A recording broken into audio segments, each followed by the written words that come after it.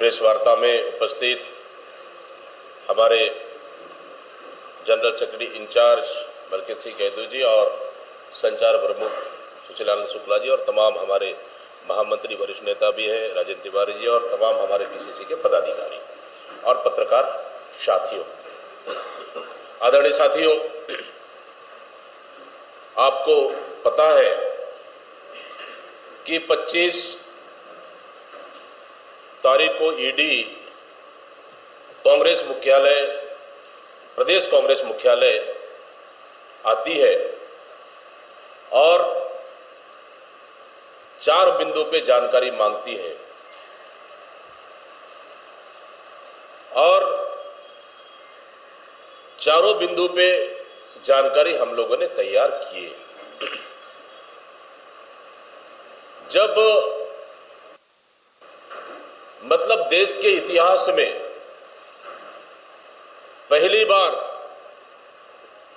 किसी राजनीतिक कार्यालय में सेंट्रल एजेंसी आती है और नोटिस देती है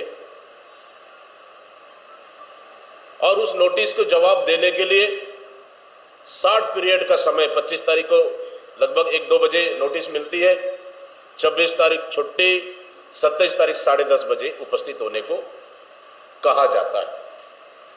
फिर भी हमारे महामंत्री पूरी टीम ने जो 4 बिंदु पे उन्होंने जानकारी मांगी, चारों बिंदु पे डिटेल से ईडी ऑफिस गए 27 तारीख को पूरी नोट्स तैयार कर और उनको ईडी ऑफिस जाकर उनके जवाब जो 4 बिंदु पे मांगे गया था नोटिस में, उनको जवाब दिया गया। लेकिन सवाल यह है कि जब नोटिस दिया गया वहां पे तो हमारे प्रदेश के महामंत्री इंचार्ज को, प्रभारी को सवेरे 10:30 बजे से लेकर 7:30 बजे रात तक 9 घंटे के बिठा के रखा गया, जबकि और पूछताछ की गई, कथन लिया गया, जबकि स्पष्ट रूप से जो 4 बिंदु पे जानकारी मांगी गई थी स्पष्ट रूप से जानकारी उपलब्ध करा दिया गया। और हमने पहले भी कहा अगर उन्होंने जानकारी मांगी है तो जानकारी देने में हम लोग पूरी सहयोग करेंगे, लेकिन उसका उल्टा उन्होंने 9 घंटे से अधिक बिठा के रखा और कांग्रेस कार्यालय का पूछताछ कम, ज्यादा इनका व्यक्तिगत संपत्ति के बारे में पूछताछ हुई कि आपके घर में कितनी ट्रकें हैं, आपके घर में कितनी छोटी गाड़ियां हैं, आपके परिवार में कौन कौन है, कितने बच्चे हैं, आपका बैंक अकाउंट क्या है, आपका आधार कार्ड नंबर क्या है। मतलब इस तरह की पूछताछ, मतलब हमें लग रहा है कि प्रदेश कांग्रेस कार्यालय सुकमा कांग्रेस कार्यालय की जानकारी लेने के बजाय व्यक्तिगत रूप से जानकारी लेना, जबकि समन जारी हुआ है सुकमा कार्यालय का, आप व्यक्तिगत रूप से उनकी संपत्ति का ब्यौरा मांगना क्या दर्शाता है? मतलब सीधा सीधा है कि कांग्रेस के नेताओं को यह प्रताड़ित करना है कि किसी के बहाने बुला लो और उनको डरा धमका लो, उनकी संपत्ति का ब्यौरा जांच के नाम से डराने का काम है। और बार बार यह कहा गया कि आपका अध्यक्ष नहीं आए, आपका अध्यक्ष नहीं आए। मतलब साफ है कि भारतीय जनता पार्टी कांग्रेस की आक्रामकता और लड़ाई से कहीं न कहीं डरी हुई है और अब ईडी के माध्यम से ईडी को आगे कर कांग्रेस के तमाम नेताओं को डराने का प्रयास किया और प्रदेश कांग्रेस अध्यक्ष को भी अब डराने का प्रयास किया जा रहा है। इससे स्पष्ट रूप से साफ है, जबकि महामंत्री इंचार्ज प्रभारी होते हैं, प्रभार होता है उनका प्रदेश कार्यालय, और पूरी जिम्मेदारी उनकी बनती है। और हम लोगों ने हर जिम्मेदारी को हम लोगों ने पेश किया, आगे भी हम करेंगे। लेकिन राजनीतिक द्वेष के साथ इस तरह से सेंट्रल एजेंसियों को दुरुपयोग कर कांग्रेस के नेताओं को प्रताड़ित करना, ये कहीं पे भी उचित नहीं है। मैंने पहले ही कहा था, आपको याद होगा कि महीने दिन के अंदर मैंने कहा था कि लगातार इस सरकार में विपक्ष दल के आदिवासी नेताओं को टारगेट किया जा रहा है।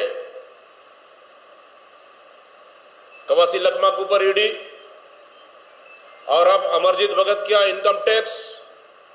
उसी दिन मैंने कहा था कि अब किसका नंबर है, जरा ये भी बता दीजिए, अब अगला टारगेट कौन। उस दिन मैंने इशारे में कहा था कि अगला टारगेट कौन। क्या इस सरकार में जनता का आवाज उठाना भी गुनाह है क्या? क्या इस सरकार में जनता के मुद्दों की लड़ाई नहीं लड़ सकते क्या? क्या इस सरकार में सरकार की विफलताओं को लेकर लड़ाई नहीं लड़ सकते क्या? क्या इस सरकार में आवाज उठाना भी गुनाह है क्या? मैं पूछना चाहता हूं इस सरकार से, आखिर डर किस बात की? आखिर किस चीज की डर? क्यों डरे हुए हो, क्यों घबराए हुए हो? मैं पहले भी कहा था कि हमारी लड़ाई मुद्दों की लड़ाई है, हमारी लड़ाई विचारधारा की लड़ाई। आखिर किस चीज की डर? क्यों डरे हुए हो, क्यों घबराए हुए हो? मैं पहले भी कहा था कि हमारी लड़ाई मुद्दों की लड़ाई है, हमारी लड़ाई विचारधारा की लड़ाई है, हमारी लड़ाई जनता के हक और अधिकार की लड़ाई है, सरकार की विफलताओं की लड़ाई है। हमारी लड़ाई व्यक्तिगत लड़ाई नहीं है। मैं पहले भी कहा था, आज भी कह रहा हूं, और यह लड़ाई आगे भी जारी रहेगा। चाहे आप जेल में डाल दो, हमें जांच एजेंसी बिठा दो, चाहे हमें गोली मार दो, चाहे हमें एनकाउंटर कर दो, हमारी लड़ाई तो जारी रहेगा। क्योंकि छत्तीसगढ़ को बचाना है इस सरकार से, इस लुटेरी सरकार से छत्तीसगढ़ की जनता को बचाना है। इसलिए कांग्रेस ही एक ऐसा विकल्प है छत्तीसगढ़ में, मजबूत रूप से 35 विधायकों के साथ, जो कांग्रेस की लड़ाई, जो कांग्रेस पार्टी जनता की लड़ाई लगातार लड़ते आ रही है। और इस लड़ाई को कुचलने के लिए, इस लोकतंत्र को कुचलने के लिए सरकार किसी भी हद तक जा सकती है, इसका उदाहरण आपने देख लिया है। नगर निगम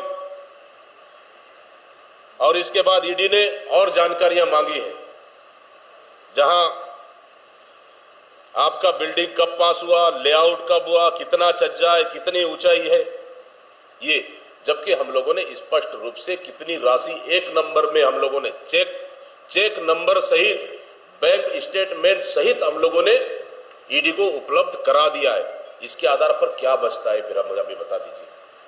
आदरणीय साथियों, अब ये लड़ाई मुझे लगता है कि भटक चुकी है और राजनीतिक लड़ाई हो चुकी है, और सरकार सीधे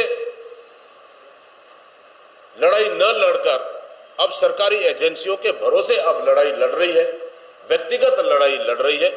निश्चित रूप से इसकी हम कड़ी निंदा करते हैं। और साथ ही हम लोग ने निर्णय किया है कि कांग्रेस चुप बैठने वाली नहीं है।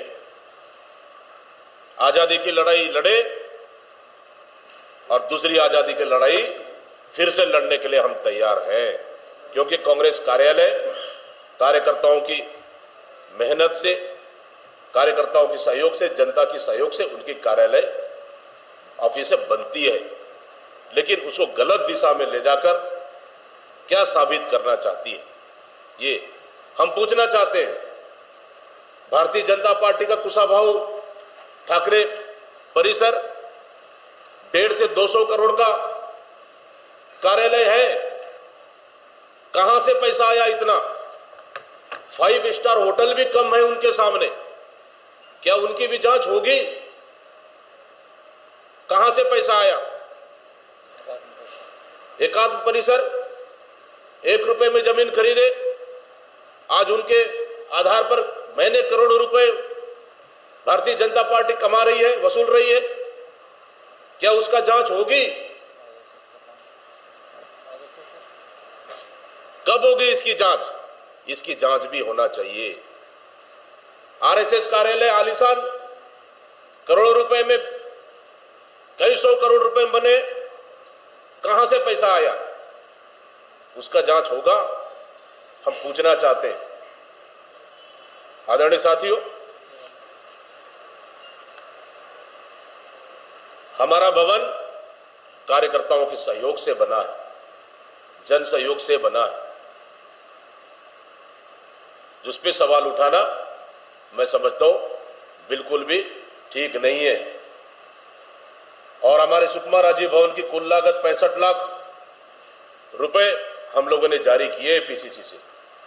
इसकी भी जानकारी हम लोगों ने दिए हैं। और निर्माण भवन पूरी तरह से कंप्लीट नहीं हुआ है, हैंडओवर नहीं हुआ है। अस्थायी रूप से भले कार्यालय चल रहा है, लेकिन भवन पूरी तरह से पूर्ण नहीं हुआ है। इसकी भी जानकारी हम लोगों ने दे दी है। इसलिए इन सब मुद्दों को लेकर कांग्रेस चुप बैठने वाली नहीं है। इसलिए आज का बैठक में सीनियर नेताओं से चर्चा होने के बाद हम लोगों ने निर्णय लिया है कि 1 मार्च को यानी कल पूरे जिला स्तर में ईडी के खिलाफ प्रदर्शन किया जाएगा, पुतला दहन किया जाएगा। ये प्रदेश कांग्रेस कमेटी ने निर्णय लिया है। और निश्चित रूप से इसके बाद तुरंत जिला कांग्रेस को आदेश जारी करेंगे। और इसके बाद 3 तारीख को ईडी ऑफिस के सामने प्रदेश कांग्रेस कमेटी ने निर्णय लिया है कि बड़ा प्रदर्शन करने जा रही है, ताकि इस तरह की दबाव और डराने धमकाने की राजनीति नहीं होना चाहिए। और इस तरह से अगला डेट हमारे पीसीसी महामंत्री को 3 तारीख को फिर से 3 बिंदुओं के आधार पर उन्होंने 3 बिंदुओं को जानकारी लेकर उन्होंने फिर से बुलाया है। निश्चित रूप से उनकी तैयारी कर हम लोग जाएंगे और सहयोग करने का हम लोग अभी भी तैयार हैं। लेकिन इस तरह के हथकंडे अपनाना मैं समझता हूं कि लोकतांत्रिक तरीके से बिल्कुल भी सही नहीं है। और उसके साथ ही